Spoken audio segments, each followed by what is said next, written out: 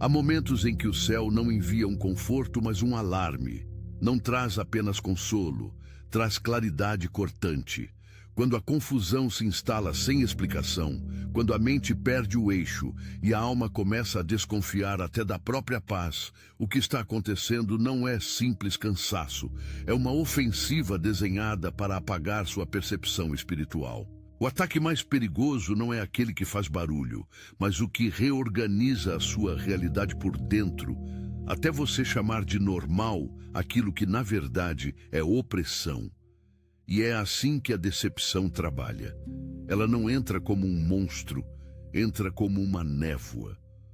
Primeiro ela embaralha as bordas das coisas, depois enfraquece sua memória espiritual e, por fim, tenta te convencer de que você exagerou, que sentiu errado, que discerniu demais, que talvez sua intuição seja apenas ansiedade.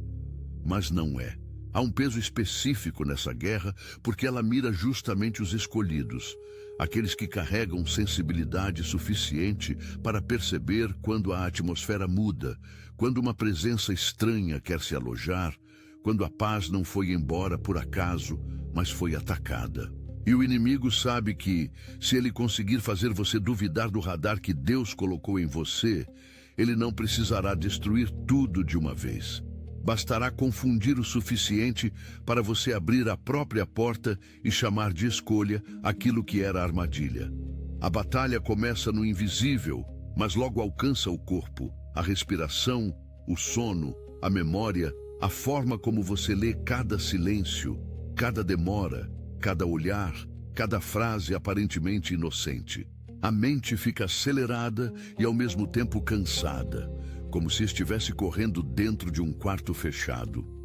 O coração tenta lembrar o que é verdade, mas uma pressão antiga empurra você para conclusões apressadas, ressentimentos antigos e medos que pareciam enterrados. É nesse ponto que muitos desistem de si mesmos, porque confundem a intensidade do ataque com o veredito final de Deus. Mas o céu não está te abandonando. Está te expondo ao teatro do engano para que você aprenda a reconhecer suas máscaras e não negocie mais com aquilo que sempre quis te desviar. As 3 chaves da vida próspera, cujo link de destravamento está no comentário fixado, pode ser o lembrete que você precisa agora para não transformar uma batalha espiritual em sentença emocional. Quando a guerra aperta, a maioria tenta sobreviver sem discernimento. Mas o escolhido não foi chamado para viver no improviso da dor. Foi chamado para atravessar a noite com os olhos abertos. A decepção quer te convencer de que tudo é nebuloso, porque sua sensibilidade falhou. Mas o que falhou foi a autorização que você deu para narrativas que nasceram da ferida e não da verdade.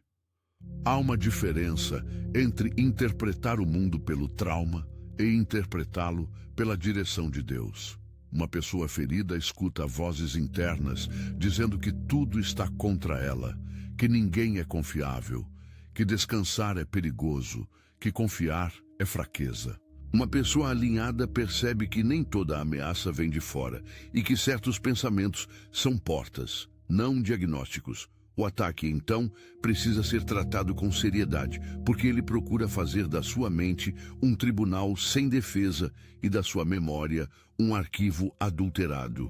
O que antes era claro começa a ficar opaco. O que era simples vira suspeita. O que era paz vira inquietação sem nome.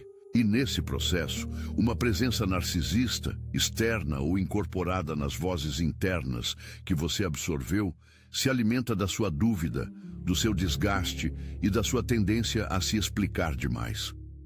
O narcisismo espiritual não apenas manipula pessoas, ele manipula atmosferas, cria espelhos falsos e faz você enxergar culpa onde havia apenas percepção.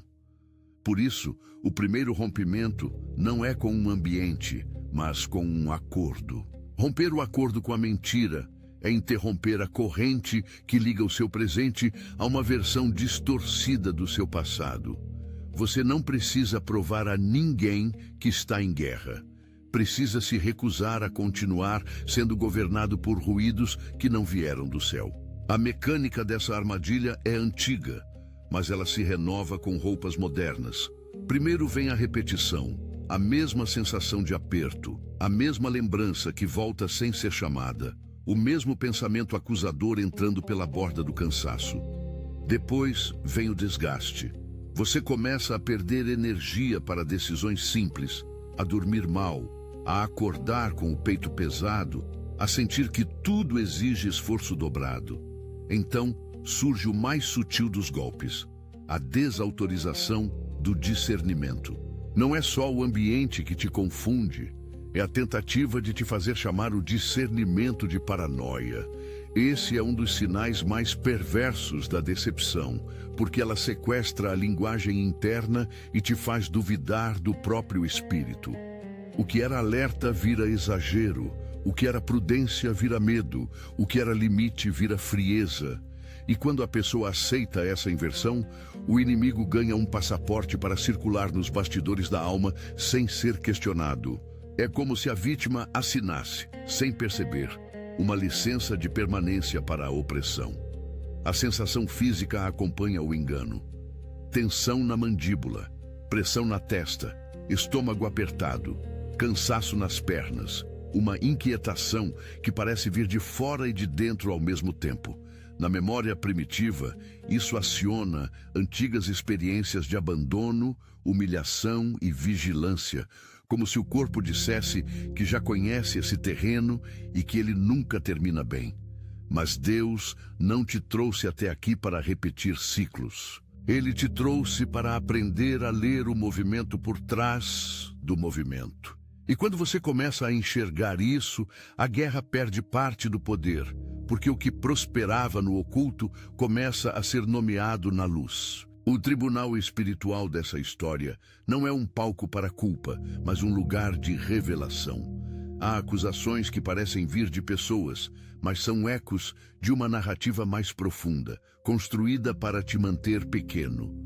O inimigo sabe que, se ele conseguir alimentar em você a sensação de indignidade, a sua própria mão vai sustentar as portas que deveriam ser fechadas. Você começa a aceitar migalhas de atenção, migalhas de verdade, migalhas de afeto, como se fossem tudo o que merece. E aí o ciclo de manipulação se fortalece. Você se esforça para ser compreendido por quem lucra com sua confusão, tenta se explicar para quem não quer entender e oferece acesso emocional a ambientes que drenam sua força. Essa é a lógica da armadilha. Fazer você investir vida em estruturas que não têm compromisso com sua liberdade. O narcisismo nesse cenário não é só traço de personalidade. É uma atmosfera de autoexaltação e controle que exige que os outros se adaptem à sua sombra. Ele não suporta ser visto, então distorce. Não suporta ser confrontado, então acusa. Não suporta perder poder, então semeia dúvida. E o escolhido, por ser sensível, muitas vezes demora a perceber que a dor que sente não é prova de amor, nem sinal de destino, mas consequência de permanência onde havia violação. Quando a alma ficou tempo demais tentando decifrar um labirinto sem porta de saída, ela começa a se culpar pela própria exaustão. Mas o céu quer te devolver a leitura correta. Você não está fraco por sentir tanto. Você está sendo alvo porque enxerga além da superfície. Há uma lucidez que incomoda estruturas de mentira, e a sua inquietação, quando levada para Deus, se transforma em discernimento refinado, não em desespero. A promoção divina quase sempre vem disfarçada de desconforto antes de virar clareza. Por isso, aquilo que parece apenas perda pode ser separação sagrada. A coisa que você julgava essencial talvez tenha sido apenas o suporte de uma estação que já acabou. E é assim que o céu trabalha. Ele permite que o falso se torne insustentável para que você não construa futuro sobre areia emocional. A verdade, no entanto, raramente chega sem confronto. Quando ela começa a tocar a estrutura do engano, tudo dentro de você protesta. O ego ferido quer preservar a antiga narrativa porque ela dá uma sensação de previsibilidade, mesmo que dolorosa. Mas a alma chamada por Deus sabe que previsibilidade sem verdade é outra forma de prisão. A guerra, então, aperta na tentativa de manter você no corredor estreito da repetição.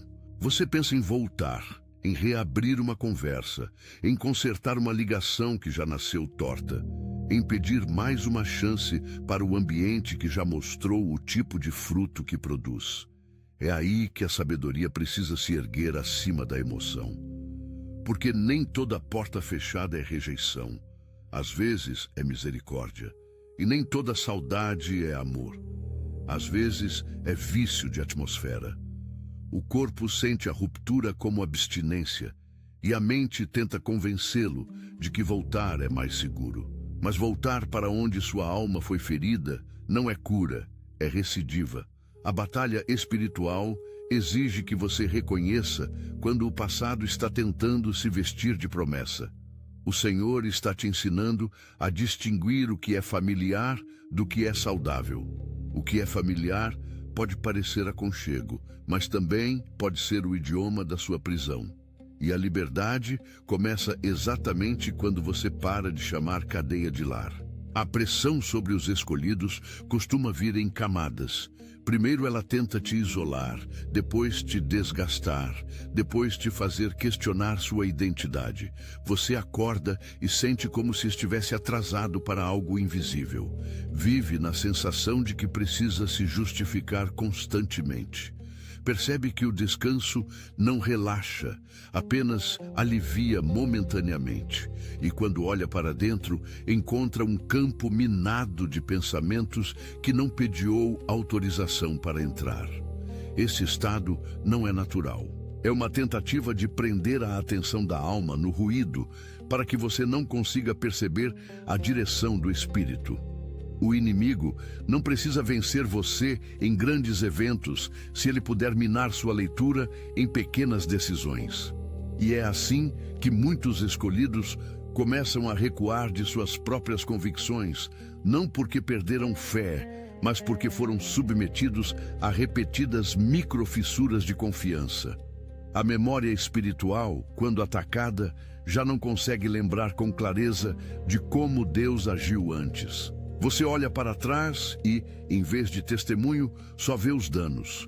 Esse é o efeito da decepção. Ela não apenas distorce o presente, ela reescreve o passado. Mas existe um ponto em que a alma desperta e percebe que não está lidando com um erro isolado, e sim com uma estratégia. Quando isso acontece, a vergonha perde força, porque o foco deixa de ser o que há de errado comigo e passa a ser que tipo de mentira tentou se instalar aqui. Essa mudança de pergunta é uma porta de saída. Ela reposiciona o coração. Ela tira você do banco dos réus e te coloca na mesa da restauração. E é nesse lugar que a coragem retorna, não como euforia, mas como sobriedade espiritual. Você começa a respirar com mais verdade, começa a discernir melhor, começa a dizer não sem justificar demais. Começa a notar que não precisa permanecer em ambientes que exigem que você se traia para ser aceito. O ataque não prova que você está distante de Deus. Muitas vezes, prova que alguma coisa preciosa em você ainda está em formação. O fogo que incomoda é o fogo que separa impurezas, não o fogo que abandona. Por isso, a sensação de estar sendo pressionado por dentro pode ser a evidência de que o céu está retirando aderências falsas da sua identidade. A sofisticação da guerra está em fazer você achar que o problema é sua sensibilidade, quando, na verdade, sua sensibilidade é a ferramenta do livramento. Você percebe detalhes que outros ignoram, sente mudanças de atmosfera antes de serem confessadas. Nota quando uma conversa é cortada por uma intenção escondida, quando um elogio vem com veneno, quando uma preocupação aparente é apenas controle disfarçado de cuidado. É claro que isso cansa. Ser lúcido em meio à manipulação consome energia. Mas o custo da lucidez é menor do que o custo de viver anestesiado. E em muitos casos, o que machuca não é descobrir a mentira. É aceitar que algo em você tentou defendê-la por medo de perder vínculo. A alma se apega ao que conhece, mesmo quando o conhecido sangra. Por isso Deus precisa usar a verdade como bisturi. Ele corta sem humilhar, ele revela sem destruir, ele desmascara para curar. Quando a mentira cai, o primeiro impulso é querer reconstruí-la para não enfrentar o vazio. Mas o vazio, muitas vezes, é justamente o espaço que precisa ser limpo para a presença correta habitar. Nessa limpeza, você vai perceber que a solidão momentânea não é castigo, mas desintoxicação. Há companhias que, quando saem, deixam um silêncio que parece morte, mas é respiro. E há silêncios que, quando entendidos, se tornam instruções. A guerra contra o discernimento costuma usar as armas da ambiguidade. Tudo fica meio dito, meio insinuado, meio explicado, meio escondido. A pessoa tenta reagir ao que sente, mas nunca consegue apontar exatamente o que aconteceu, e isso a deixa vulnerável ao questionamento alheio. Você tem certeza? Será que não entendeu errado? Talvez esteja sensível demais. São frases que funcionam como martelo sobre uma mente já cansada. E o mais cruel é que, em muitos casos, a pessoa começa a repetir essas frases para si mesma. A voz do opressor não precisa ficar do lado de fora quando já construiu um eco por dentro. É aí que o corpo entra em estado de vigilância. Ombros tensos, peito comprimido, respiração curta, sono fragmentado, sensação de que algo ruim está prestes a acontecer, mesmo sem evidência concreta. Esse estado de alerta prolongado drena forças e confunde oração com ansiedade. Mas a oração verdadeira não é pânico religioso, é alinhamento. Quando você ora a partir do medo, tenta controlar. Quando você ora a partir da verdade, entrega. E a entrega não é passividade, é guerra com outra frequência. É declarar diante do invisível que a mentira perdeu o direito de narrar sua história. O Senhor não está te pedindo para fingir calma enquanto sangra por dentro. Ele está te chamando para nomear a ferida, para romper o pacto com a confusão e para aprender a distinguir entre o que é intuição e o que é trauma, repetindo o som. Essa distinção é crucial, porque ela impede que você confunda um alerta divino com uma ferida antiga. O céu quer restaurar o seu radar, não te deixar refém de ecos antigos. Há uma fase da batalha em que você percebe que não está apenas lidando com pessoas, mas com padrões. E padrões têm memória. Eles se repetem em diferentes rostos, diferentes conversas, diferentes cenários, mas carregam a mesma assinatura de controle, invalidação e sedução emocional. O narcisismo opera assim. Ele cria ciclos nos quais você sempre precisa correr atrás de uma confirmação que nunca chega inteira. Hoje é um silêncio, amanhã é uma migalha, depois vem uma frase que parece cuidado, mas só serve para te manter preso. E enquanto você tenta organizar a realidade ao redor desse caos, sua própria identidade vai sendo desgastada. O pior dano não é a discussão, é a desorientação contínua, porque aos poucos você deixa de confiar no que percebe e passa a viver em função do humor alheio. Isso rouba a autoridade espiritual, rouba tempo, rouba foco, e sem perceber, você entra num regime interno de sobrevivência em que tudo gira em torno de não desagradar, não provocar, não perder, não ser descartado. Mas você não foi chamado para implorar lugar em mesa que Deus nunca preparou para você. Você foi chamado para sentar onde há pão e verdade. A promoção divina, nesse contexto, começa quando a alma aprende a sair do labirinto da aprovação. Não é arrogância dizer não, não é frieza se afastar do que adoece, não é orgulho escolher paz, em vez de teatralidade. Muitas vezes, o ato mais espiritual é encerrar a negociação com aquilo que já provou ser guerra disfarçada de vínculo. E quando isso acontece, você descobre que a liberdade não começa com força suficiente para resistir, mas com sinceridade suficiente para admitir: isso me feriu, isso me confundiu, isso não pode continuar me governando. A verdade tem uma forma peculiar de se impor. Ela atravessa a neblina e, de repente, o que parecia complexo revela sua estrutura simples. O que o engano faz é multiplicar camadas para te cansar. A verdade faz o oposto. Ela tira o excesso, revela o núcleo, devolve clareza. E nesse processo a pessoa percebe que algumas das maiores prisões não tinham cadeado físico, mas eram mantidas por culpa, lealdade distorcida e esperança mal posicionada. Você esperava mudança onde só havia repetição. Esperava responsabilidade onde só havia defesa. Esperava reparo onde havia interesse. Isso dói porque exige luto. Luto da imagem que você construiu. Luto da possibilidade que nunca se sustentou. Luto da versão de futuro que dependia de alguém mudar por vontade própria.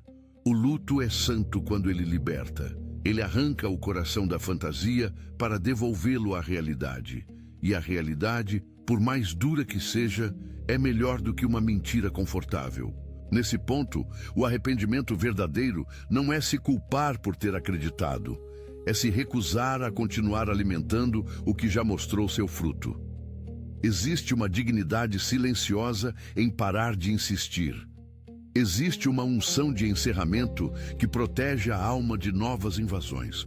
Talvez você precise entender que fechar certas portas não é vingança, é discernimento. Não é rancor, é preservação. Não é fuga, é obediência a uma verdade que estava sendo sufocada. O inimigo teme esse tipo de decisão porque ela interrompe o circuito de manipulação. Quando você para de dar acesso, a mentira começa a perder oxigênio. As 3 chaves da vida próspera, cujo link de destravamento está no comentário fixado, entra aqui como lembrete de que a sua travessia não termina na dor. Ela precisa desembocar em direção. E direção é o que falta quando a alma está ferida. Há uma prosperidade que começa na mente restaurada, não na conta cheia. Há uma abundância que começa na clareza, não no aplauso. E há uma paz que não depende de circunstâncias perfeitas, mas de limites bem firmados. Esse é o ponto em que muitos escolhidos se surpreendem. Quando começam a dizer a verdade, o ambiente pode até reagir, mas o espírito finalmente respira. O medo de perder a aprovação diminui quando você percebe que já estava perdendo algo muito mais valioso. A própria inteireza, a armadilha da decepção, sempre cobra caro, porque ela se alimenta de concessões pequenas. Uma concessão hoje, outra amanhã, outra depois, até que a identidade inteira esteja orbitando a expectativa de quem nunca pretendeu te sustentar. Mas Deus não te chamou para viver orbitando pessoas. Ele te chamou para viver centrado nele. E quando esse centro é restaurado, a manipulação perde velocidade. Você passa a responder menos ao impulso e mais à direção.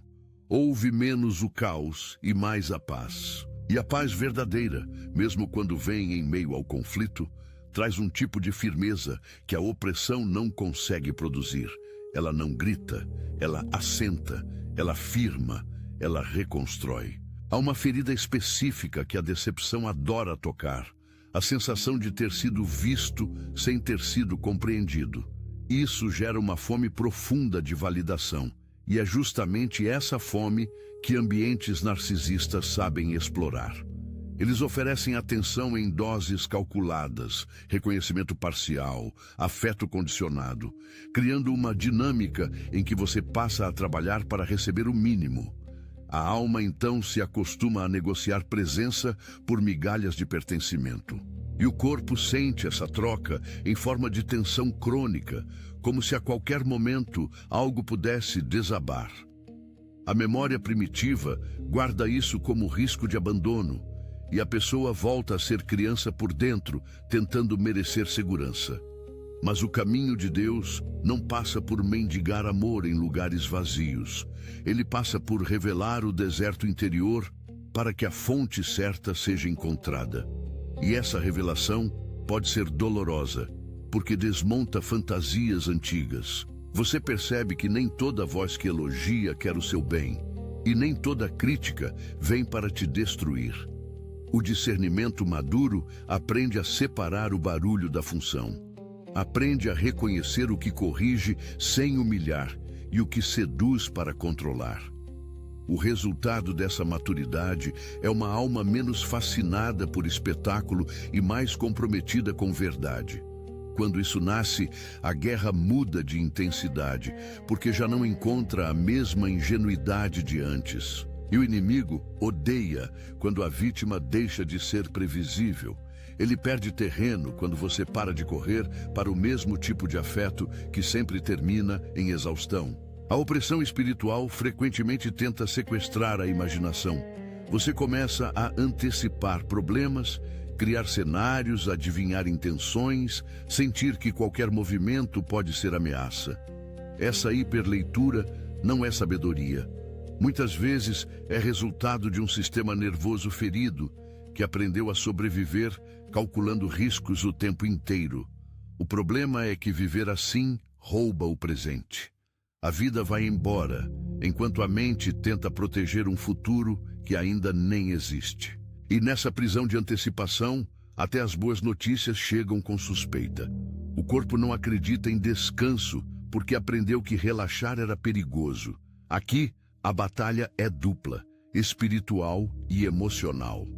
Você precisa romper não só com a mentira externa, mas com a memória interna do perigo. Isso exige paciência, porque cura não acontece no ritmo da ansiedade. Exige repetição de verdade, não uma única revelação. Exige que você volte de novo e de novo para a fonte correta. A oração, nesse contexto, não é fuga do real. É reeducação da percepção. É pedir a Deus que limpe o olhar, desamarre a lembrança e reorganize o centro. Porque a vitória não é apenas sair de um ambiente tóxico, é não carregar dentro de si o mapa emocional do mesmo ambiente para o próximo lugar. Muitas pessoas mudam de cenário, mas continuam com a mesma programação de alerta. O céu quer mais, quer te dar uma nova estrutura interna. Quando isso acontece, você para de viver como quem está sempre esperando a próxima pancada e começa, enfim, a andar como alguém que aprendeu a reconhecer o perigo sem fazer do perigo o seu senhor. Há perdas que parecem punção, mas são poda. Há afastamentos que parecem rejeição, mas são proteção. Há atrasos que parecem fracasso, mas são alinhamento. A alma, no entanto, nem sempre entende isso de imediato, porque ela sente primeiro, interpreta depois. E é por isso que a guerra da decepção tenta capturar sua interpretação no calor da dor. Se conseguir fazer você ler a poda como abandono, ele já venceu uma etapa.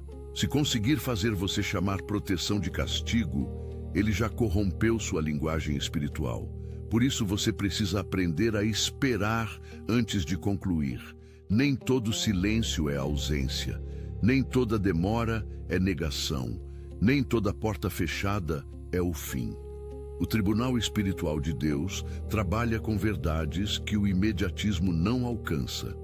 E muitas vezes ele permite um cenário de desconforto para desinstalar a pressa de dentro de você. A pressa é uma porta para decisões contaminadas. Ela faz a pessoa correr para o que parece alívio, mesmo quando o alívio só mascara o laço. Mas quando a dor é levada ao altar, ela deixa de ser apenas dor e se torna instrução. Você começa a perceber o que já não cabe, o que já não nutre, o que só existe porque sua carência ainda mantinha vivo, e a renúncia deixa de ser perda para virar resgate. Nesse resgate, há uma beleza austera. A alma volta para si, volta para Deus, volta para o centro. Volta a ouvir o que antes estava soterrado pelo tumulto. Nessa altura da guerra, o escolhido descobre que o maior combate talvez seja suportar a verdade sem voltar para o anestésico. Porque a verdade, quando chega, desmonta defesas e expõe vazios. E o vazio assusta, faz a pessoa querer preencher rapidamente com qualquer coisa que distraia a dor. Mas distração não cura, apenas posterga. O inimigo ama postergar porque o tempo trabalha a favor da fadiga. Só que Deus também trabalha com o tempo, e Ele usa o tempo para amadurecer o que a dor tentou deformar. A maturidade espiritual nasce quando você aprende a ficar na presença da verdade sem correr para uma fantasia. Você sente a saudade, mas não se rende. Sente o impulso, mas não obedece. Sente a pressão, mas não confessa a derrota. Esse tipo de firmeza não é natural, é cultivada. E é cultivada em meio a lágrimas, em meio a noites longas, em meio a pensamentos que voltam insistentes. Há dias em que a oração parece uma luta para manter o coração no eixo, mas essa luta, se sustentada, torna-se altar. Você está sendo treinado a permanecer mesmo quando a atmosfera tenta te expulsar. A permanência correta não é insistência cega, é fidelidade à verdade. E quando a verdade é mais forte que a carência, uma corrente invisível se quebra. Você deixa de procurar em pessoas a prova de que existe. Você descobre que sua existência já foi decretada pelo céu antes de qualquer validação humana. Essa revelação mata a dependência emocional e fortalece a vocação. E quando a vocação desperta, o ruído perde um pouco do seu fascínio. O ataque da decepção quer te manter explicando o inexplicável para quem não quer ouvir. Quer te fazer gastar energia defendendo sua percepção para plateias que se alimentam da sua dúvida. E isso é exaustivo, porque quanto mais você tenta convencer o cético interno e externo, mais espaço o engano ganha. O rompimento começa quando você aceita que nem todo mundo tem acesso à sua clareza. Há verdades que só podem ser confirmadas na intimidade com Deus, não na validação da multidão. E essa é uma das dores mais refinadas do escolhido. Perceber que a sua obediência pode ser mal interpretada por pessoas que só reconhecem resultados visíveis. Mas o céu não mede fidelidade pelo aplauso, mede pela integridade no secreto. Mede pela coragem de se retirar quando o espírito já sentiu a corrupção do ambiente. Mede pela disposição de perder conforto para não perder destino. Nesse ponto, a solidão deixa de ser inimiga e se torna prova de que a alma está sendo separada para algo mais limpo. Claro, a separação dói, o silêncio dói, a ausência dói. Mas existe uma dor que corrompe e uma dor que cura. A diferença está no fruto. Se a dor te torna mais dependente do caos, ela está te adoecendo. Se ela te torna mais sensível à verdade, ela está te refinando. O céu usa a refinaria para retirar o resíduo da mentira e revelar o ouro que já estava em você. E esse ouro não precisa gritar para ser real. Em algum ponto, você vai perceber que a guerra não era sobre o que fizeram com você, mas sobre o que fariam você acreditar a respeito de si mesmo. Esse é o centro da armadilha, transformar um episódio em identidade. Um ataque vira eu sou fraco. Uma rejeição vira eu não sou suficiente. Uma confusão vira eu não consigo discernir. Uma traição vira ninguém presta. E assim, a mente constrói leis a partir de feridas, sem perceber que está legislando a própria prisão. A libertação acontece quando você começa a contestar essas leis internas. Não com otimismo vazio, mas com verdade. Verdade de que você foi ferido, sim, mas não foi definido pela ferida. Verdade de que você foi confundido, sim, mas não perdeu a capacidade de ver. Verdade de que houve manipulação, sim, mas ela não tem o direito de determinar seu futuro. Essa reescrita interior é uma forma de guerra santa. Você está removendo sentenças antigas e substituindo-as por decretos alinhados ao céu. O corpo ainda pode tremer no começo porque ele lembra do perigo, mas a alma aprende a responder de outro lugar. E quanto mais você pratica essa resposta, mais o medo perde território. Não porque tudo ficou fácil, mas porque você deixou de concordar com a linguagem do opressor. O narcisismo, sem essa concordância, perde combustível. A opressão, sem essa concordância, perde continuidade. O engano, sem essa concordância, começa a morrer de inanição espiritual. As 3 chaves da vida próspera, cujo link de destravamento está no comentário fixado, volta aqui como chamado para não parar no limiar da restauração. A gente que escapa da tempestade, mas continua vivendo como se estivesse dentro dela, porque nunca aprendeu a reconstruir por dentro. O avivamento real não é só sobreviver ao ataque, é emergir com linguagem nova, limites novos e paz nova. Prosperidade. Neste contexto,